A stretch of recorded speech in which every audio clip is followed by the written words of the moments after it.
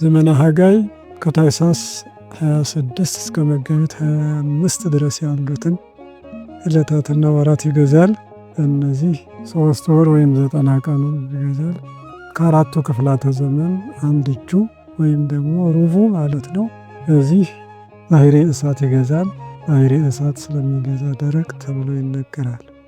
የጌታችን ማደሪያ ስለሆነች ቤተልሔም ብለውታል። ወይም ከፍቶች የሚያድሩበት የነበረ በረት ስለሆነ እንዳለ ቤተልሔም ተብሎ ይነገራል። ቤተልሔም ዳዊት ተቀብቶ የነገሰባት አንደኛው ሳሙኤል ምዕራፍ 16 ቁጥር 12 ላይ እንደምናገኘው ኋላም በሐዲስ ኪዳን ሄሮድስ 114 እልፍ ሕፃናት የጨረሰባት የደስታና የሐዘን ቦታ ናት ማለት ነው።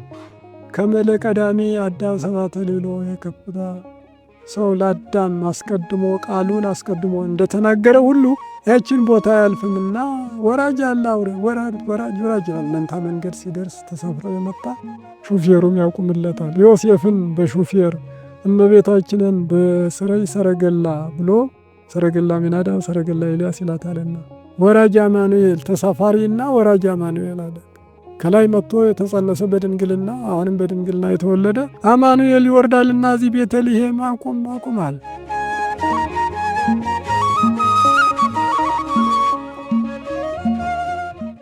በስመ አብ ወወልድ ወመንፈስ ቅዱስ አሐዱ አምላክ በቅድስተ ሥላሴ ዘአምኖት ማኅፀን በልዩ ሦስትነት አንድ አምላክ በሚሆነው በአብ በወልድ በመንፈስ ቅዱስ ስም አምኜና ተማጽኜ ከህደከ ሰይጣን በቅድመ ዛቲ እምየ ቅድስት ቤተ ክርስቲያን በዚች በቅድስት እናቴ ቤተ ክርስቲያን ፊት ለፊት ሆኜ አንተ ሰይጣን እክህድሃለሁ አንተ የትስሜ ማርያም ጽዮን ለዓለመ ዓለም በዚያው ምስክሬ ለዓለሙ ዓለም ጌታ እናት የሆነችው ጽዮን ማርያም ናት። እግዚአብሔር አምላካችን በሰማይ በመላእክት የሚመሰገን በምድር በደቂቀ አዳም የተመሰገነ ይሁን። በሩቅ በቅርብ ያላቸው በአፋ በውስጥ ያላቸው የብሔር አምላክ ሰላሙን ረድኤቱን በረከቱን ይላክላቸው። እንደመሰነበታችሁ እግዚአብሔር አምላካችን ይክበር ይመስገን። ስሙ ፀሐይ ወጥቶ እስከሚጠልቅበት ድረስ የተመሰገነ ይሁን። ዛሬ የምንነጋገረው ዘመነ ልደት በሚል ርዕስ ይሆናል። ዘመነ ልደት እዚሁ ጀምሮ ይሄዳል። ዘመነ ልደት ከማለት በፊት ዘመነ ሐጋይ የሚልም አለ። ዘመነ ሐጋይ ከታኅሳስ 26 እስከ መጋቢት 25 ድረስ ያሉትን ዕለታትና ወራት ይገዛል። እነዚህ 3 ወር ወይም 90 ቀኑን ይገዛል። ከአራቱ ክፍላተ ዘመን አንድ እጁ ወይም ደግሞ ሩቡ ማለት ነው። እዚህ ባሕረ እሳት ይገዛል። ባሕረ እሳት ስለሚገዛ ደረቅ ተብሎ ይነገራል። እንግዲህ ተቀብሮ የነበረ ዋዕይና ቃጠሎ ወደ ላይ ሲወጣ ከላይ የነበረ ቁራትና ቅዝቃዜ ወደ ታች ሲቀበር አዝሪት አትክልት ይበስላሉ፣ ይደርቃሉ፣ ይለቀማሉ፣ ይታጨዳሉ፣ ይወቃሉ፣ በጎተራም ይከተታሉ። ዘመኑ በዮሐንስ ይመሰላል። የደረቅ ዘመን እንደሆነ ሁሉ ዮሐንስም ደረቅ ቃል ይናገራልና ቀዳሚሁ ቃል ብሎ ስለዚህ ዘመኑ በዘመነ ዮሐንስ ተመስሎ የሚገዛው ኮከብ ምልኤል ይባላል። ሄኖክ 28 ቁጥር 20 ላይ እንደምናገኘው ከአራቱ አበይት ከዋክብት አንዱ ይህን ወቅት ይገዛዋል ማለት ነው። አንዳንዳቸው ወራቶች በጅምላ ስንደርስ ስለምንነጋገር ዘመነ ሐጋይ ይህን ነው የሚመስለው። አንዳንድ ጊዜም ገበሬዎች 9 ወር በጋ 3 ወር ክረምት የሚሉ አሉ። ይህም ማለት መጸውንም ጸደይንም ለሐጋይ ሰጥቶ 9 ወር በጋ እንደዚሁ 3 ወር ክረምት እያሉ ይናገራሉና ይህን በመሰለ ባለቅኔው ወላዲ ሐጋይ ያስተሐዝነን እፎ እምነ ተሳቱ ደቂቅ እስመ አሐዱ ይተርፎ ብሏል። ወላዲ ሐጋይ ያስተሐዝነን እፎ ወላጅ በጋ ምንኛ ያሳዝናል፣ ከ9 ልጆች አንዱ አልቀረውምና ብሎታል። ክረምት ሲገባ ወይም ሐጋይ ሲያል ለሚሉ ሰዎች የተነገረ ነው ማለት ነው። እንግዲህ ዘመነ ልደት ስንል የመውለድና የመወለድ ዘመን ማለት ነው። ወለደ ፈጠረ ካለው ተገኝቶ የወጣ ሳቢ ዘር ነው። መውለድ መወለድ ወለዳ አወላለድ ተብሎ ሊነገር ይችላል። ልደት በ5 ይነገራል። ያውም ልደተ አዳም ምድር የአዳም መወለድ ከምድር ነው። ዘፍጥረት ምዕራፍ 2 ቁጥር 7 ላይ ሰውን ከምድር አፈር አበጃጀው የሕይወትን መንፈስም በላዩ ላይ አለበት እንደሚል ልደተ ሔዋንም ገቦ የሔዋን መወለድ ከጎድን ነው። ዘፍጥረት 2:21 ልደተ አብኤል ከርስ የአብኤል መወለድ ከሆድ ነው። በመጀመሪያ ጊዜ ተጸንሶ መወለድ ከአቤል ከቃየል ተጀምሯልና ዘፍጥረት 4:2 ላይ እንደምናገኘው አራተኛው ልደተ በግ ምጽ ነው። ዘፍጥረት 22 ቁጥር 13 ላይ በዕፀ ሳቤቅ ታስሮ የበግ መገኘት ወይም መገለጥ ከዕፀ ሳቤቅ ግንድ ነው። የዚህ በግ ግኝቱ ከአብርሃም በጎች ነው ያሉ እንደሆነ ከአብርሃም ዘር ይወለዳል። አመጣጡ አይታወቅም ሀብ አልቦ ነው ያሉ እንደሆነ የእግዚአብሔር ልደት አይመረመርም ለማለት ተነግሯል። አምስተኛው ልደት ሙታን ምድር ዮሐንስ 5:28 የሙታን መገለጥ ከምድር ከመቃብር ነው ትንሣኤን ሲያይ። እንግዲህ ልደት የሚለው በእነዚህ በአምስቱ የሚነገረው መወለድ፣ መፈጠር፣ መገኘትና መታየት በሚል አማርኛ ተተርጉሟል ማለት ነው። የምናገረው ስርወ ቃል ዋመ ተፈጸመ ዋመ በጽሐ ዕድሜሁ ፈነወ እግዚአብሔር ወልዶ ተወልደን ብእሲት የሚል ይሆናል። ገላትያ 4:4 ላይ የምናገኘውን መነሻ አድርገን ስለ ልደት የተነጋገረን እንቆያለን። ትርጉሙ የልደት እንደዚህ ከሆነ ሐዋርያው ጳውሎስ እግዚአብሔር ቀጠሮ በደረሰ ጊዜ ልጁን ላከ፣ ከሴትም ተወለደ አለ። የመቼው ቀጠሮ ነው? ለአባታችን አዳምና ለሔዋን ለእናታችን ሔዋን እንደዚሁ 5 ቀን ተኩል አድንሃለሁ ብሎት ነበረና መጽሐፈ ቀለሜንጦስ ምዕራፍ 2:19 እንደምናገኘው 5 ቀን 5000 ተኩል የተባለው 500 እንደሆነ ተተርጉሟል። በእግዚአብሔር አቆጣጠር ማለት ነው። በእኛ አቆጣጠር 5500 ይባላል እና በዚህ ምክንያት ቀጠሮ በደረሰ ጊዜ አለ 5500 ዘመን ሲፈጸም ዕለቱን ሰዓቱን ሳያጓድል ጌታችን መጥቶ ተጸንሷል። በድንግልና ተጸንሶ በድንግልና ተወለደ። ዘመኑ ዘመነ ዮሐንስ፣ ወሩ መጋቢት፣ ዕለቱ እሁድ መጋቢት 29 ሰዓቱ 3 ሰዓት በብስራተ መልአክ በፈቃድ አምላክ ከእመቤታችን ተጸንሷል። ቀጠሮ ያለው ይህ ነው። ወዲያውኑ 5501 ሲል ደግሞ በዘመነ ማቴዎስ ታኅሳስ 29 ማክሰኞ ዕለት መንፈቀ ሌሊት ከድንግል ማርያም ተወልዷል። በዚህ ቀጠሮ በደረሰ ጊዜ እግዚአብሔር ልጁን ወደዚህ ላከ አለ። ወተወልደን ብእሲት ከሴት ተወለደ አለ። ዳህራዊ ልደቱን ደግሞ ከድንግል ማርያም፣ ቀዳማዊ ልደቱን እግዚአብሔር ልጁን ብሎ የእግዚአብሔር ልጅ መሆኑ ቀዳማዊ ልደቱ፣ ዳህራዊ ልደቱን ደግሞ ከድንግል ተወለደ። ብእሲት ማለቱን ግን አባቶች ዘፍጥረት 3:15 ያለውን ከሴት የተወለደው ራስን ይቀጠቅጣል በሚለው ከሔዋን ጋር ለማያየዝ ፈልጎ ሐዋርያው ጳውሎስ ሴት አለ እንጂ ድንግል ማርያም ማለት ረስቶት አይደለም። ከዚያ ከትንቢቱ ጋር ለማያየዝ ሲል ወተወልደን ብእሲት በማለት ሐዋርያው ይነግረናል ማለት ነው። እግዚአብሔር ዳህራዊ ቀዳማዊ ልደት 2 ልደቶች አሉት ማለት ነው። ስለዚህ ነው ማርቆስ ምዕራፍ 1 ላይ ምንድነው የሚለው? የሕያው እግዚአብሔር ልጅ ኢየሱስ ክርስቶስ መጀመሪያ ወንጌል ይላል። የሕያው እግዚአብሔር ልጅ ኢየሱስ ክርስቶስ ሲል ቀዳማዊ ልደቱን ይነግረን ማለት ነው። ኢየሱስ ክርስቶስ መጥቶ ወንጌል እንዳስተማረ በአጭር ቃል ነግሮናል። ዮሐንስም 1:1 ላይ እንደምናገኘው ቀዳሚሁ ቃል ውእቱ ቃል ቃል እግዚአብሔር፣ በመጀመሪያ ቃል ነበረ፣ ቃልም በእግዚአብሔር ዘንድ ነበረ በማለት ደግሞ ቀዳማዊ ልደቱን ይነግረናል። ይህ ቃል ቅድምና ብቻውን ሳይሆን የልብም የእስትንፋስም እንደሆነ አያይዞ ነግሮናል ማለት ነው። እግዚአብሔር ቤለን ይወልድ አንተ ዋኔውም ወልድሁከ መዝሙር 2:7 ላይ እግዚአብሔር አንተ ልጄ ነህ ዛሬ ወለድኩህ ያላትን ዮም ስትባል ትኖራለች ይላል። ዮም የምትባለው ቀዳማዊ ልደቱን በዚህ ቀን በዚህ ወር አይባልም። ሁልጊዜ ግን ዮም እየተባለ ሲታደስ ሲነገር ይኖራል ብለዋል። እዚያ ቁጥር 6 ላይ ዝቅ ብሎ አንሰ ተሰየምኩ ንጉሠ በላዕሌሆሙ በጽዮን በደብረ መቅደሱ ሲል በቅድስናው ተራራ በጽዮን በላያቸው ላይ ንጉሥ ሆኜ ተሾምኩ ሲል ደግሞ ዳህራዊ ልደቱን እንደነገረን ነቢዩ ዳዊት አስቀድሞ ቀዳማዊንም ዳህራዊውንም ነግሮን ነበርና ወንጌላውያንም ይህ ነው። ዳህራዊ ልደቱን ማቴዎስ ወልደ ዳዊት ወልደ አብርሃም ብሎ 1:1 ላይ ደግሞ ይነግረናል። የአብርሃም የዳዊት ዘር እንደሆነ ኢየሱስ ክርስቶስ ሥጋ የለበሰበት ማለት ነው።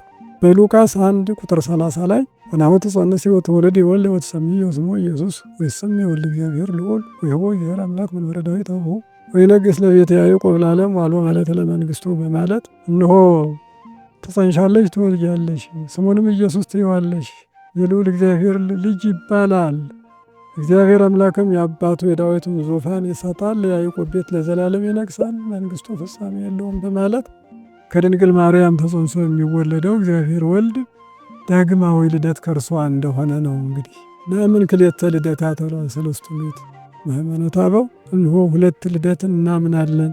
የመጀመሪያ ከአብ ያለ እናት በሰማይ መወለዱን፣ ኋላ ደግሞ ያለ አባት ከድንግል ማርያም ብቻ በምድር ላይ መወለዱን ነግሮናል ማለት ነው። አማኑኤል ዶርሆ ዘክሌ ልደቱ ያለው በልቅኔ ይህን የሰለስቱ ምዕትን ለመጥቀስ ይመስላል። ቀዳማዊ ልደቱን በእንቁላል መስሎ ዳህራዊ ልደቱን በጫጩት መስሏል ማለት ነው። ልሙጥ ባለው ምክንያት ምንም እንቁላል ንጹሕ በሆነው ቀዳማዊ ልደቱን እንቁላል ከተጣለ በኋላ 21 ቀን ታቅፎ በ21ኛው ቀን ደግሞ ዶሮ ስጋና ደመነፍስ ያለው ፀጉርና አጥንት ያለው ጫጩት ታስገኛለችና አማኑኤል ዶርሆ ዘክሌ ልደቱ በማለት ተገኝቷልና አነ ቀዳማዊው አነ ዳህራዊ ኢሳይያስ 41:6 ላይ እግዚአብሔር አምላክ ሁለት ልደቶች አሉት በሚል ይነገራልና በዚሁ ወደ ወንጌሉ ስንገባ ወንጌላውያን ስለ ልደቱ የተናገሩትን ማቴዎስ ምዕራፍ 2 ቁጥር 1 ላይ ወተወልዶ እግዚእ ኢየሱስ በቤተልሔም ዘይሁዳ በመዋዕለ ሄሮድስ ንጉሥ። ሄሮድስ ነግሶ በነበረበት ዘመን ይሁዳ ዕጣ ከምትሆን በቤተልሔም ጌታችን ኢየሱስ ክርስቶስ በተወለደ ጊዜ ወናሁ ሰብአ ሰገል መጹ እምብሔረ ጽባህ፣ እነሆ ሰብአ ሰገል ከምስራቅ አገር መጡ ይለናል እና ቤተልሔምን አነሳ። ምሳሌው ትንቢቱ ይደርስ ዘንድ ነው። ምሳሌው ካሌብ ነው። ኢያሱን ጠየቀው። ኬብሮንን አይቶ መጥቶ ኢያሱ ኬብሮንን ቀድሞ ሙሴ ሰጥቶኝ ነበረ። ሙሴ ከላካቸው ከ12 ሰላዮች አንዱ እኔ ነበርኩ። 40 ዘመን ነበረኝ። አሁን 80 ዓመት ይሆነኛል። ከጉልበት ነኝ። ካንተ ጋር መውጣት መውረድ ይቻለኛል። ኬብሮንን ስጠኝ አለው። ኢያሱም የእስራኤልን አለቆች አማክሮ ኬብሮንን ሰጥቶታል። በዚያች ተቀምጦ አዙባ የምትባል ሴት አግብቶ ነበር፣ አልወለደም። ኋላ ከፍታ የምትባል ሴት አገባ። ቆይቶም ኤፍራታ የምትባል አገባ፣ ወለደ። እንጀራ ገባ ገባ ብሎ ነበርና ልጁን ልሄም አለው። እንጀራ ማለት ነው እና ይህ ምሳሌ ነው። ከፍታ ማለት ቤተ ስብሐት ማለት ነው። ቤት እመቤታችን፣ ስብሐት ጌታችን። ኤፍራታ ማለትም ጸዋሪተ ፍሬ ማለት ነው። ጸዋሪት እመቤታችን፣ ፍሬ ጌታችን። ቤተልሔም ማለትም ቤት እመቤታችን፣ ልሔም ጌታችን። ልሔም ማለት እንጀራ ማለት ነው። አምጾ ልሔሞሙ እንዲል እንጀራቸውን አመጡ ሲል፣ ስለዚህ የእንጀራ ቤት ማለት ነው ቤተልሔም ማለትና በዚሁ ምሳሌው ይህን ይመስላል ማለት ነው። ትንቢቱ ግን ሚክያስ ምዕራፍ 5 ቁጥር 2 ላይ እንደምናገኝ ሌላውን ሲያስተምር ሲመክር ውሎ ሲመለስ ቤተልሔም ምድረ በዳ ሁና ተፈታ ቋያ ሆና አገኛትና አንቺ ቤተልሔም ምድረ ኤፍራታ አይታትን ነገሥተ ይሁዳ ዘርዮ ለሕዝበ እስራኤል ስምኔኪ ወፅእ ንጉሥ ዘርዮም ለሕዝበ እስራኤል።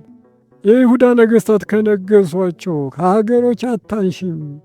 የኤፍራታ ዕጣ የምትሆን ቤተልሔም ሆይ ንጉሥ ይነግሥብሻል፣ ድንኳን ይተከላል፣ ነጋሪት ይመታል፣ እንደዚሁም እስራኤል ደጅ ይጸናሉ፣ አሕዛብ ግብር ይገብሩልሻልና አታንሽም ትበልጫለሽ እንጂ ብሎ ትንቢት ተናግሮ ነበረ። ለጊዜው ዘሩባቤል ነግሷል፣ ድንኳን ተተክሏል፣ ነጋሪት ተጎስሟል፣ እስራኤል ደጅ ጸንተዋል፣ አሕዛብም ገብረዋል። ዘሩባቤል እንደነገሰ ጌታችን ተወልዷል፣ የብርሃን ድንኳን ተተክሏል፣ እንደዚሁም ነጋሪት እንደተሰማ ቅዳሴ መላእክት ተሰምተዋል። እስራኤል ደጅ እንደጸኑ 100 ነገደ መላእክት ምስጋና ቀርባለች ጸንተዋል። አሕዛብ እንደገበሩ ሰብአ ሰገል እጅ መንሻ ይዘው ገብረዋል ማለት ነው። ትንቢቱ ይህ ነበርና ደረሰ ማለት ነው።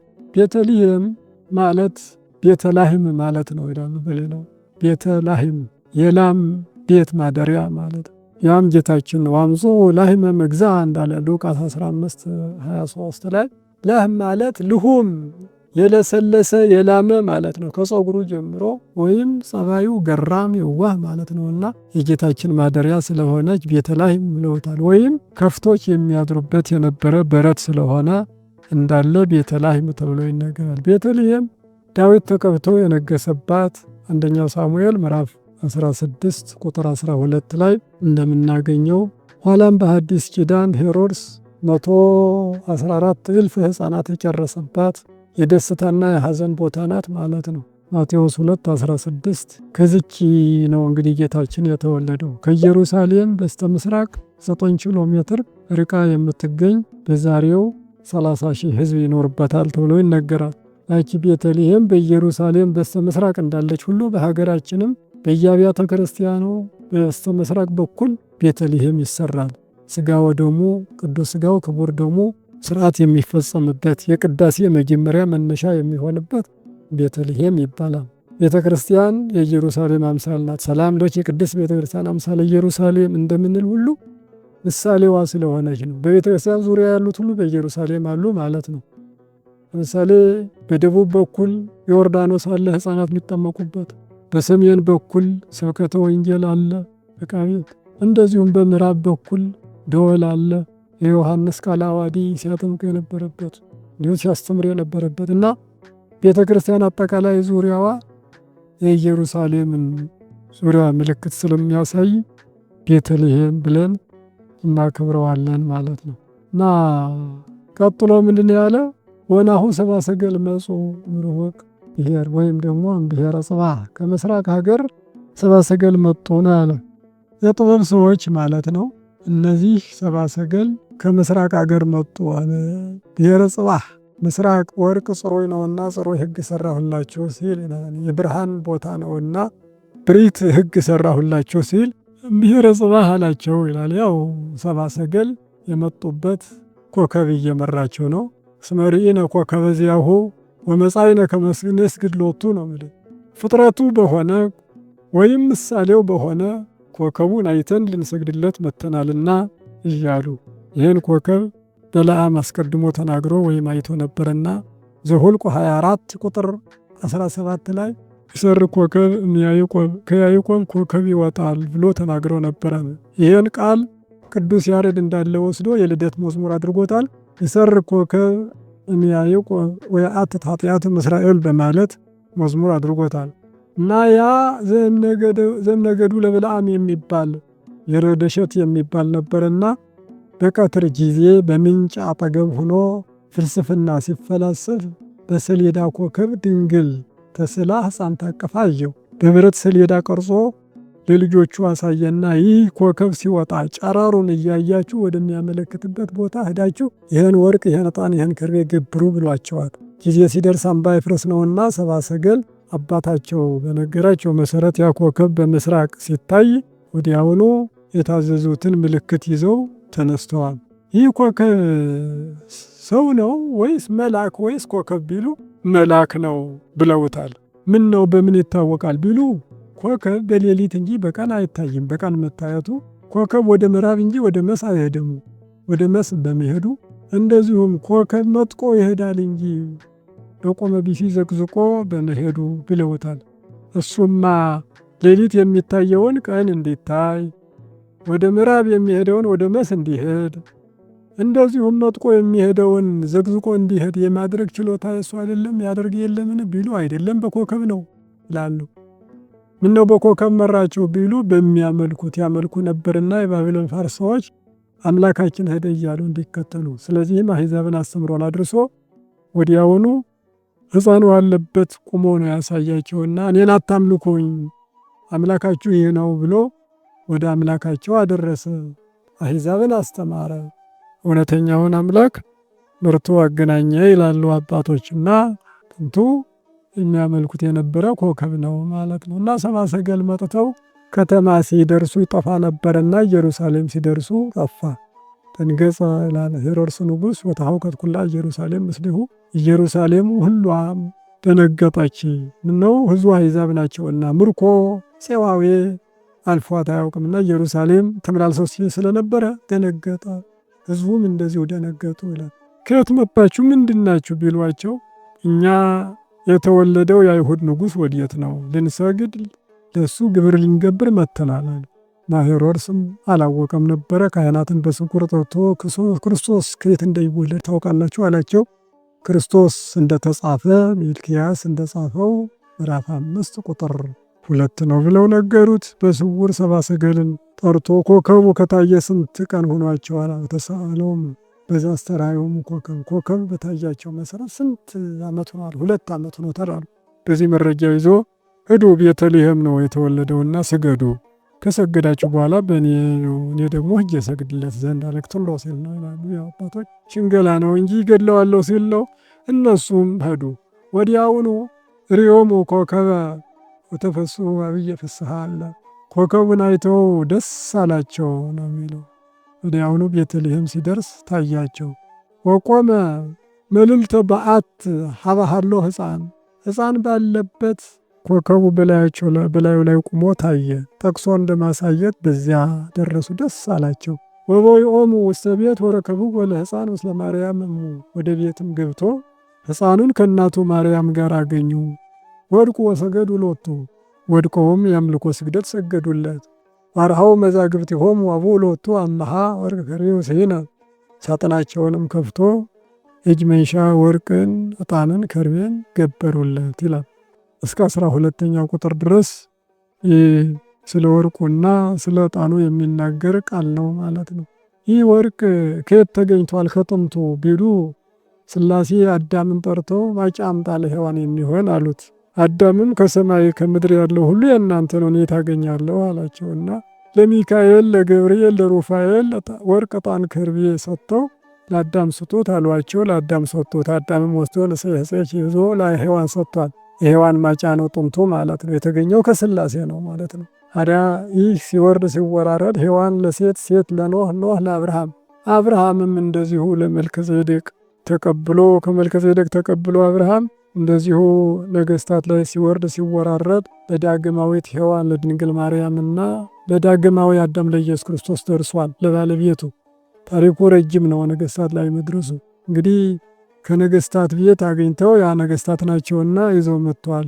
ወርቅ ሰጡት አለ ንጉሥ ነውና። ቀድሞ ይነግሱ የነበረ ነገሥታት መጀመሪያ ፍጡራን ኋላም ኃላፊያን፣ አንተ ግን ያልተፈጠርክ የማታልፍ ስለሆንክ ይገባሃል ብለን ንጉሥ ነህና አምጥተናል።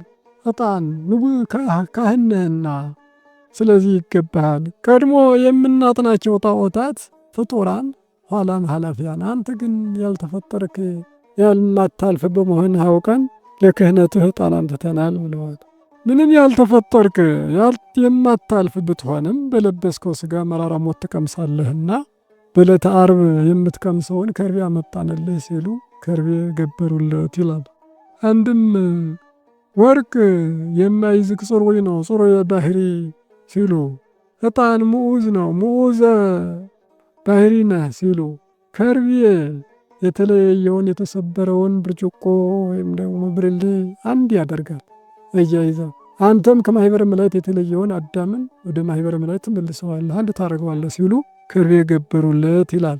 ወርቅ የሰማዕታት ተመከሩ ሰማዕት ከመወርቅ በእሳት እንዲል፣ ዕጣን የባሕታውያን ከሩቅ እንዲሸት እነሱም በተስፋ ይኖራሉና፣ ከርቤ የምእመናን በፍቅር በአንድነት በዚህ ዓለም ይኖራሉና፣ ወርቅ ያቀረበ የሴም ነገድ ነገሥታት ይበዛሉና፣ ዕጣን ያቀረበ የያፌት ነገድ ከካፌት ካህናት ይበዛሉና፣ ከርቤ ያቀረበ የካም ነገድ ከካም ነገድ ምእመናን ይበዛሉና ይላል።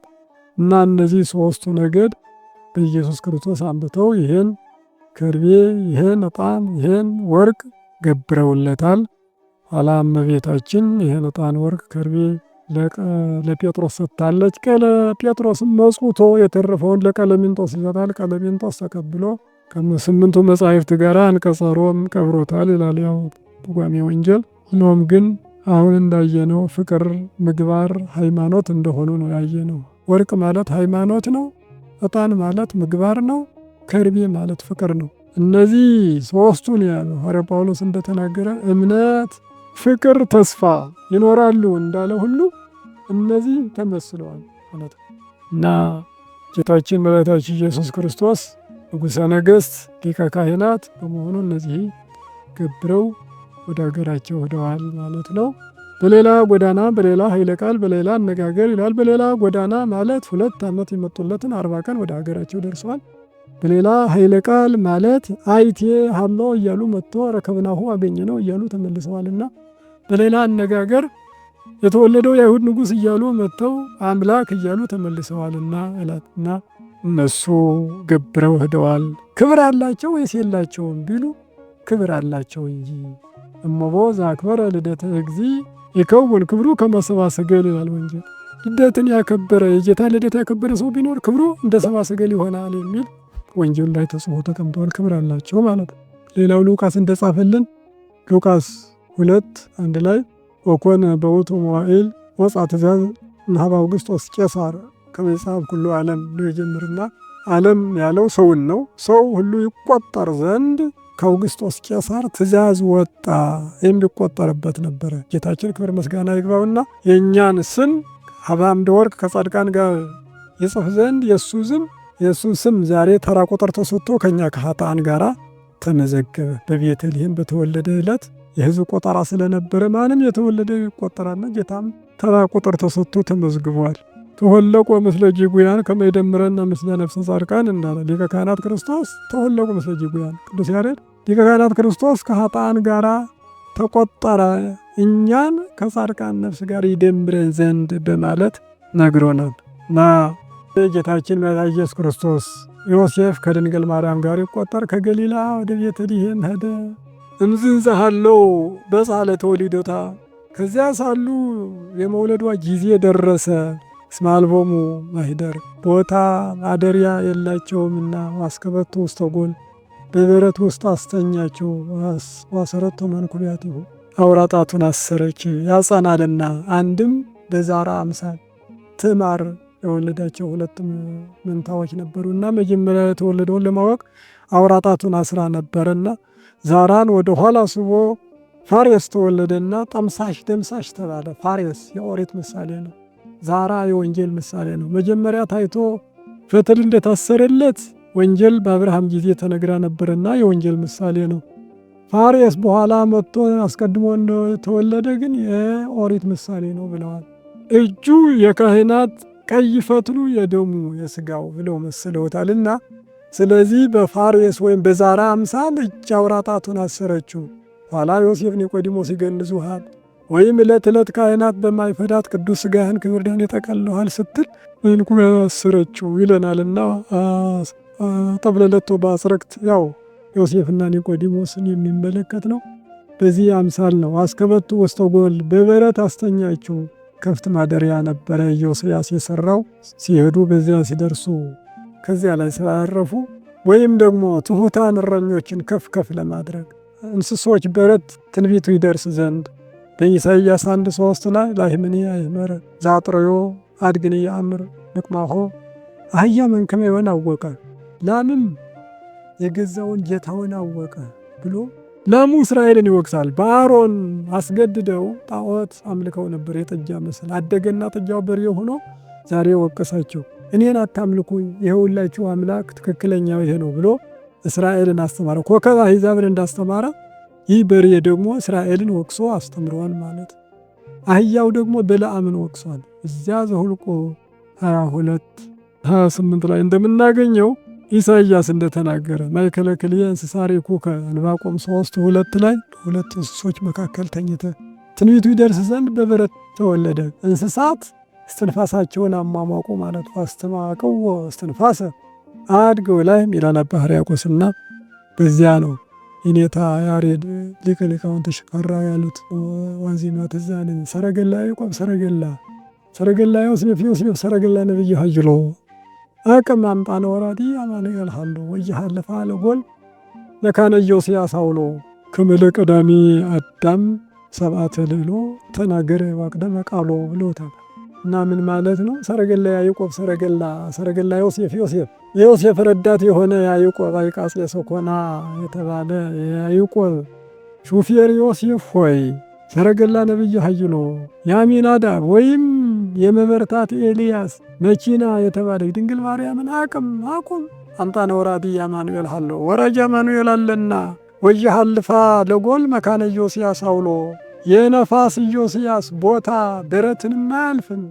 ከመለ ቀዳሚ አዳም ሰብአተ ልዕሎ የከፍታ ሰው ለአዳም አስቀድሞ ቃሉን አስቀድሞ እንደተናገረ ሁሉ ያችን ቦታ አያልፍምና ወራጅ አለ ወራጅ ይላል። መንታ መንገድ ሲደርስ ተሰፍረው የመጣ ሹፌሩም ያውቁምለታል። ዮሴፍን በሹፌር እመቤታችንን በስረይ ሰረገላ ብሎ ሰረገላ አሚናዳብ ሰረገላ ኤልያስ ይላታልና ወራጅ አማኑኤል ተሳፋሪና ወራጅ አማኑኤል አለ። ከላይ መጥቶ የተጸነሰ በድንግልና አሁንም በድንግልና የተወለደ አማኑኤል ይወርዳልና እዚህ ቤተልሔም አቁም አለ።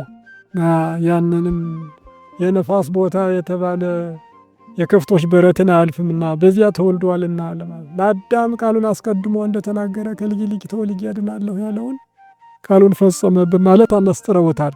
እና ሊቀ ሊቃውንት ያሬድ ሽፈራው በዚሁ መወድስ በረቱን የሚመለከት ነው። አለው ኖሎት ውስተ ውእቱ መካን በዚያ ቦታ እረኞች ነበሩ አለና የተግሁ ይሄሉ ያዕቅቡ መራሪሆሙ ሌሊት ተግተው እንስሶቻችን መንጋውን የሚጠብቁ እረኞች ነበሩ።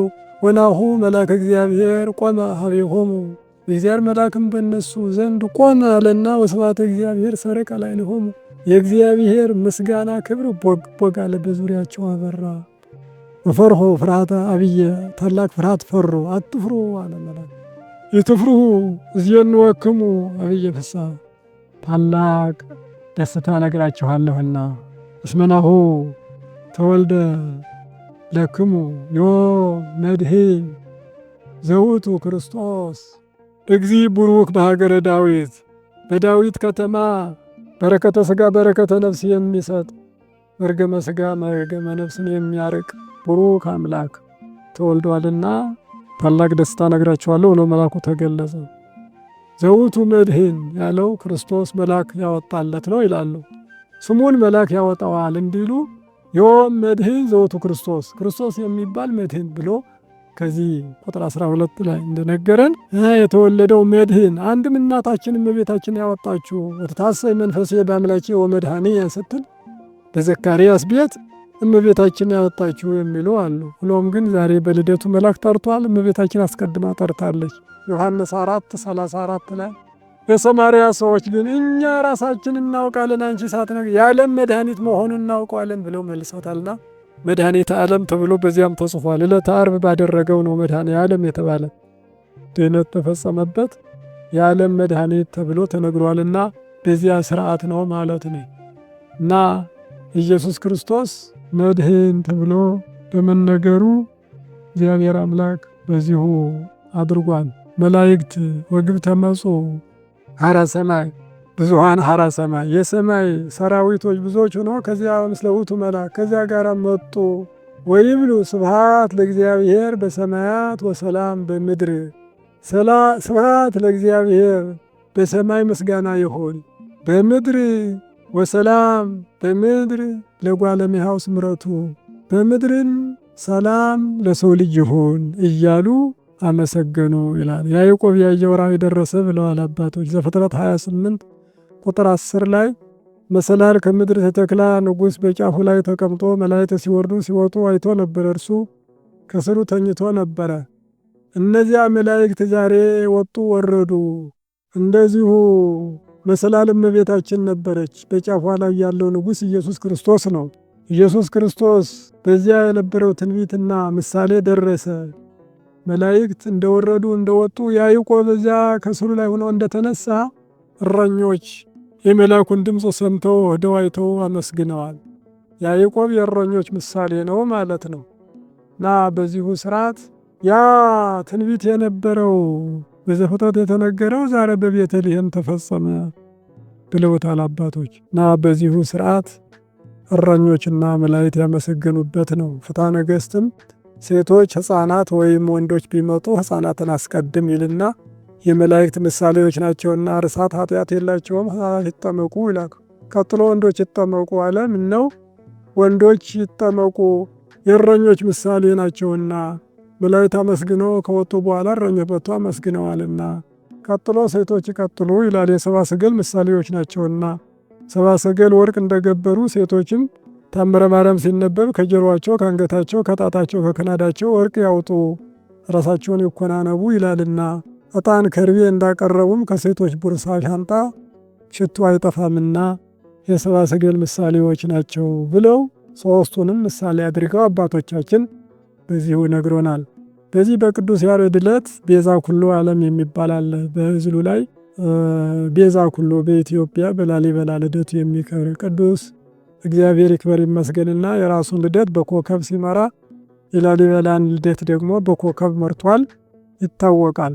ኮከብ ገና ሲወለድ ማለት ንብ ከቦት ማር እያጎረሱ ስላየች እናቱ ላሊበላ ብላለች። ንብ በላው ማለት ነው። እና ሆኖም ግን ራሱ የአይሁድ ንጉሥ ተብሎ በሕፃነቱ እንዳናገረ የላሊበላም ንግስናውን ገና ሲወለድ አሳወቀ ይላል። ንብ በጦር ሰራዊት ይመሰላል። የንብ መርዝ ደግሞ በጦሩ በመሳሪያው ይመሰላል። ማሩ በምግባረ ሰናይ ይመሰላል። ወደፊት የሚሰራው ቤተ ክርስቲያናት ስራ እግዚአብሔር አሳየው። ንጉሠ ነገሥት እንደሚሆን ገና ከልጅነቱ ተነገረ ይላሉ። ታዲያ በዚያ ቦታ ቅዱስ ያሬድ የጻፈው ይህ በጎል ሰከበ በአጽርቅ ተጠጠብለለ ውስተ ማኅፀነ ድንግል ሀደረ ዮም ተወልደ እግዚ ወመድህን ቤዛ ኩሉ ዓለም ይባላል። ያዝሉና ያ ቤዛ ኩሉ ዮም ተወልደ እያሉ የሚዘምሩት በቤተ መድኃኔ ዓለምና ቤተ ማርያም መካከል ሚያጋሪያ ይባላል። እዚያ ላይ መላእክት በሰማይ በኩል ጋሪያው ገደሉ ላይ ሆኖ እረኞች ምሳሌ የሆኑ ደግሞ ታች ከምድር ሆኖ ያመላልሱታል። ቤዛ ኩሉ ዓለምና ቤዛ ኩሉ ይሄ ከላይ መላእክት ከታች እረኞች ሆነው እግዚአብሔር እንዳመሰገኑ በኢትዮጵያም ኢየሩሳሌም አለች ይፈጸማል ማለት ነው። ያውም የጥንቱ እንዳለ መሰረቱ ምሳሌው በዚያ ነው ያለው ማለት ነው። ቅዱስ ያሬድ ይህን ሲመስል ወይትሜሰሉ አርባዕቱ ከመ አርባዕቱ እንስሳ ስርዓተ ማሕሌት የማሕሌት ስርዓቶች በአራቱ ኪሩቤል እንደሚመስል ሁሉ ይደረጋል ይላል። ከመኪደተ አንበሳ ማለት ዝማሜ ከመኪደተ አንበሳ ይላል። ዝማሜ አንደኛው እንደ ኪሩቤል የሚመስለው በአንበሳ አካሄድ ይመስላል። አንበሳ ቀኝ ግራ እያየ እየተንጎባለለ ቀስ ብሎ እየሰገደ ይሄዳል። የሚዘም ሰውም እንዲሁ ጎንበስ ቀና እያለ ግራ ቀኝ እየተንቀሳቀሰ ነው የሚዘመውና ከመኪደተ አንበሳ ይላል። ከአራቱ ኪሩቤል አንዱ ገጸ አንበሳ እንደሆነ ይታወቃል። ስለዚህ በክልኤ ክንፍ ይሰሩም ጽንፍ እስከ ጽንፍ የሚለው ነው። እንደ መንቀሳቀስ እንደ መዝመም በሁለት ክንፍ ከጽንፍ እስከ ጽንፍ ይበራሉ የሚለውን ለዝማሜ ሰጥቶ ከመኪደተ አንበሳ አለ። ሁለተኛው ከመኪደተ ቢሲ እንደ ሰው አረጋገጥ ይላል። ሰው በሁለት እግር ቀጥ ብሎ እንደሚቆም ከዝማሜ ቀጥሎ ያለው ቁም ይባላል። ቀጥ አድርጎ ነው የሚጸነጸለው በዚህ ገትሮ እንጂ ሌላ እንቅስቃሴ ብዙ አይፈልግም። ቁመት በሚለው ከአራቱ ኪሩቤል ገጸ ቢሲ እንደሆነ የሚያሳውቅ ነው ማለት ነው። ይሄም በክልኤ ክንፍ ይከድኑ ገጾሙ ወበክልኤ ክንፍ ይከድኑ እግሮሙ በሁለት ክንፋቸው ፊታቸውን በሁለት ክንፋቸው እግራቸውን የሚለውን ወደ ላይ ማውጣት ጽናጽል ፊትን መሸፈን ነው። ወደ ታች ማውረድ እግርን መሸፈን ነው። በጽናጽሉ ያሳየዋል ማለት ነው። ሶስተኛው ከመኪደተ ሶር ይላል። እንደተጠመደ በሬ መረግድ ይባላል። አንዱ ገጸ ሶር ነው ከአራቱ ኪሩቤልና የተጠመደ በሬ ጎጥ ካልያዘው ስር ካልያዘው በቀር ዲቡ ወይም ደግሞ ቃዳው እስኪያልቅ ድረስ መገስገስ ነው። መረግድም መገስገስ ነው፣ መሄድ ነው እና እንደ ጽሙድ እንደ በሬ ጽሙድ እንደ በሬ ቅኑት እንደ ገበሬ ይላሉ አባቶችና በዚያ ይመስለዋል። አራተኛው ጽፋት የሚባለው ነው። ከመኪደተ ንስር ይለዋል። ከአራቱ ኪሩቤል አንዱ ንስር ገጸ ንስር ነውና በዚያ ንስር በነፋስ ላይ ተንሳፎ እንዲሁ ክንፉን ተልትሎ ነው የሚያርገበገበው። ጽፋትም ተልትሎ መጽፋት ነው፣ ተልትሎ መጠፍጠፍ ነው። ሄዶ ግን ማረፊያ እንዳለ ሁሉ አሞራው እንደሚያርፍ ወይም ምስሩ እንደሚያርፍ ጽፋት የሚያረፊያ አለው ማለት። እነዚህን አራቱን ዝማሜ፣ ቁም፣ መረግድ፣ ጽፋት የሚባሉትን ቅዱስ ያሬድ በገድለ አብርሃና አጽብሃ ተርጉሞ እንደ አራቱ ኪሩቤል በአራቱ ስርዓታት ይመሰላሉ ብሎ ምሳሌ አድርጎ ይነግረናልና እነዚህ ሁሉ በዚያ በቤዛ ኩሉ ዕለት በልደት 29 በላሊበላ ቤተ ክርስቲያናት ይፈጸማል ማለት ነውና እግዚአብሔር አምላክ ከላይ ጀምሮ የመጣውን ስርዓት ነው ያስተማረን። አባ ጊዮርጊስ ይህን በመጨረሻ ላይ ሲያሳርግ በእውነቱ ጌታችን ልደቱን ጥምቀቱን በምድር ስላደረገ ክብር ምስጋና ይግባ። በሰማይ ቢያደርግ ኖሮ ማን ያውቅለት ነበረ ይልና በሰማይ ያመሳስላል። በሰማይ በአብ ቀኝ ይቀመጣል እግዚአብሔር ወልድ አለ። በምድር ግን በድንግል ማርያም ቀኝ ይታቀፋል። በሰማይ በላይ በኩል ያለው ረቂቅ ልደት አለው የሚከበር፣ በምድር ደግሞ ሰዎች የሚያከብሩት ግዙፍ ልደት አለው። በሰማይ ቅዱስ ገብርኤል በፍርሃት በእግዚአብሔር ፊት ይቆማል። በምድር ግን በታች ከድንግል ማርያም በፊት ተፈሥሒ ተፈሥሒ እያለ በደስታ ይቆማል አለ። በሰማይ ባለው ስርዓት አራቱ ኪሩቤል ጾርተ መንበር የሚባሉ አሉት። በምድር ደግሞ ባህርያተ ሥጋ አራቱ ዛሬ የተሸከሙት በልደቱ ባህርያተ ሥጋ ይሸከሙታል አለ። በሰማይ ካህናተ ሰማይ ሱራፌል የሚባሉ በማዕጠንተ ወርቅ የምስጋና መዓዛ ያጥኑለታል ይላል። በምድር ደግሞ ሰብአ ሰገል የሚባሉ ዕጣን ከርቤ ይገብሩለታል አለ። በሰማይ እልፍ አእላፍ መላእክት ይላኩለታል አለ። በምድር ሶሎሜና ድንግል ማርያም ይላኩለታል አለ። በሰማይ ብሉየ መዋዕል ዘዳንኤል ተብሎ ይነገራል። ዕድሜ ገደብ የሌለው ብሉየ መዋዕል። በምድር ደግሞ የሰው ዕድሜ ገደብ ያለው አረጋዊ ዮሴፍ ይሸከመዋል፣ እሽኮኮ ወይም ደግሞ ይታቀፈዋል አለ። እንግዲህ በሰማይ መብረቅና በረድ እሳት ወላፈን ይዞረዋል አለ። በምድር ደግሞ የበሬና የአህያ እስትንፋስ ያሟሙቀዋል። በሰማይ ጽርሐ አርያም ማይፈዱ የሚባል በበረዶ የሚያንጸባርቅ አዳራሽ አለ። በምድር ደግሞ የከፍቶች በረት ጎለ እብን የሚባል የድንጋይ በረት አለው። እንግዲህ ምድራዊት ቤተልሔም ሰማያዊት ኢየሩሳሌም ሆነች። ሰማያዊት ኢየሩሳሌምም ምድራዊት ቤተልሔም ሆነች። ይህ ሁሉ ክብር በኪሩቤል ሰረገላ ላይ በሰማይ ቢያደርግ መች ባየነውና ባደነቅነው ነበረ። በምድር ላደረገው እግዚአብሔር በኢየሩሳሌም ሰው ሆኖ የተመላለሰው ይክበር ይመስገን ይላል። እግዚአብሔር አምላካችን ይክበር ይመስገን።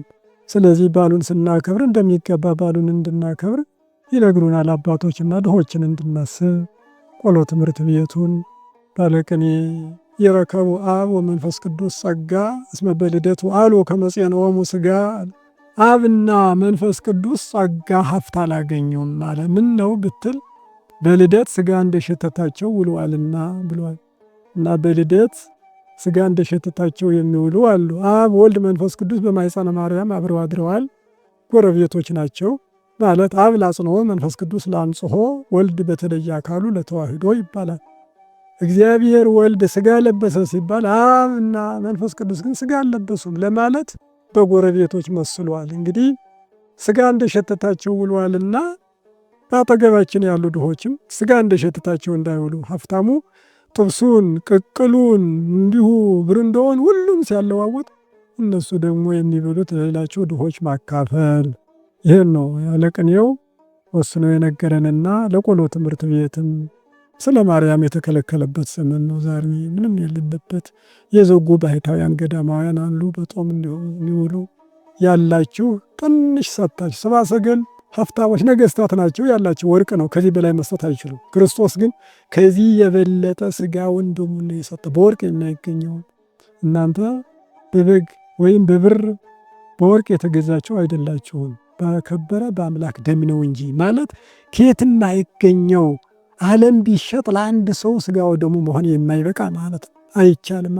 ስለዚህ የከበረውን ሥጋውን ደሙን ምጽዋት አድርጎ እንደሰጠን ሁሉ እኛ ደግሞ ካለን ገንዘብ ከፍለን መስጠት እጅግ በጣም ጥቂት ነው። ጥቂት ሰጥቶ ምርት ማፈስ ደግሞ የክርስቲያን ብልህነቱ ስለሆነ ጥቂት ሰጥታችሁ ምርት እንድታፍሱ በእግዚአብሔር ስም ነው የምነግራችሁ። እናታችሁ ቅድስት ቤተ ክርስቲያን ነው የምትነግራችሁ። እግዚአብሔር አምላክ በዓሉን የሰላም የፍቅር የደስታ ያድርግልን። ይብቃን፣ ይቆየን።